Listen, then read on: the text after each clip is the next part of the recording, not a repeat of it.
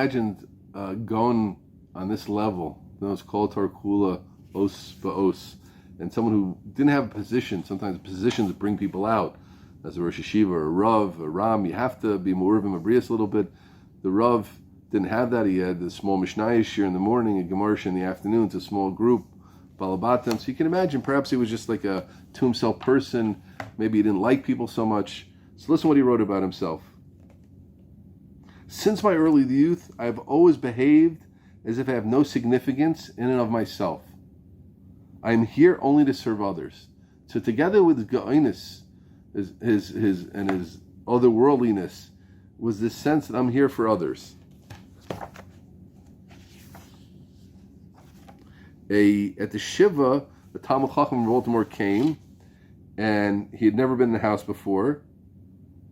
And the truth is, he writes, I didn't know the Rav at all.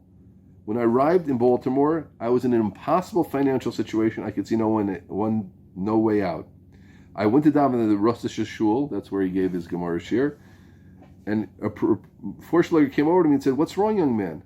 I tried to push him off, but he insisted that when he saw a yeshiva man who had something big bothering him, and wanted to know what it was, I thought to myself, how can this listen to what he said, how can this scrawny little man possibly help me? Huh? How could this scrawny little man possibly help me? But he persisted until I broke down. I told him about all my debts and no way of paying them off.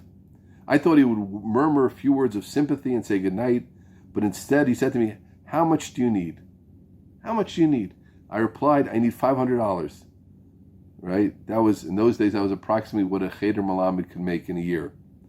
To my shock and belief, this Talmud Chacham related, he told me to return tomorrow at the same time he'd have the money. The next day in shul, as soon as he saw me, he hurried over to give me an envelope with the full amount and whispered, "Pay this back when you can. But if you can't, then don't worry about it." I was dumbfounded. I couldn't believe that such a person existed.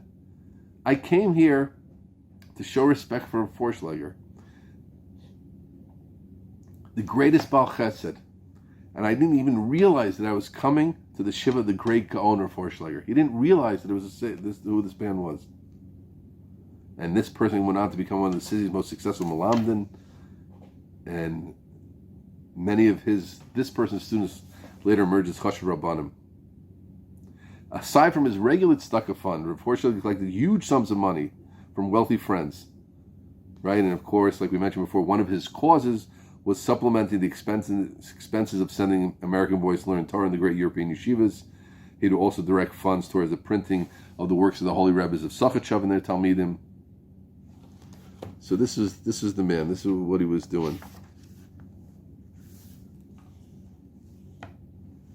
The Panovich Rav, what we learned about, visits Baltimore to collect with the yeshiva.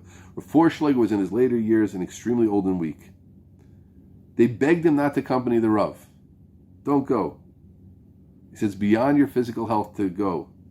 Rav Forshlager ignored their entreaties and set out together the Panovich Rav, whispering to him as they went, "What do they understand about such things? The times when I am most assured of my good health are those times when I'm collecting with the Panovich Rav."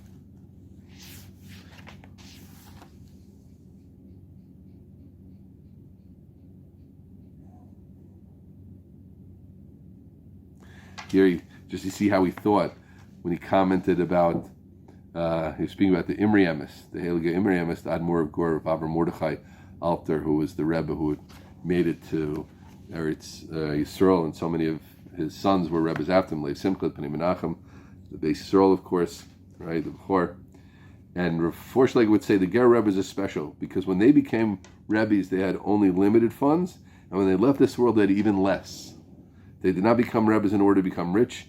They supported themselves via other unrelated endeavors. This is why it's the proper thing to do, to stand by them, work for them in their time of need. And here he writes, he tried to save this life of the grandson of his Rebbe, the Chasdei David of Sachachav.